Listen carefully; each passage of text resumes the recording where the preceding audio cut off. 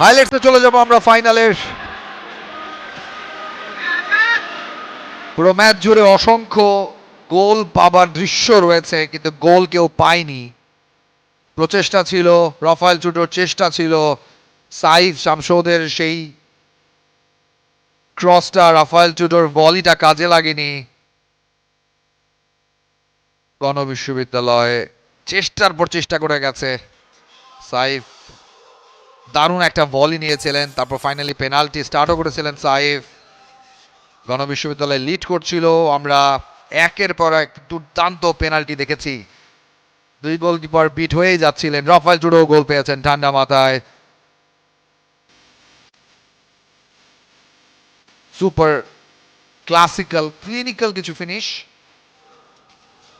এবং 5টা টাই ব্রেকেও সমতা ছিল 5-5। ক্যাপ্টেন আক্কাস ঠান্ডা মাথায় গোল করেছেন এআইবির হয়ে।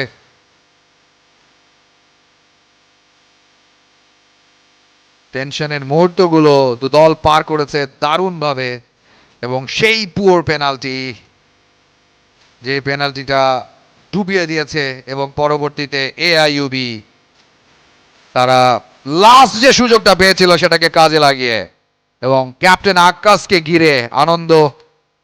Look at this scenario, amazing. AIUB, the new champion of Inter University Football Tournament.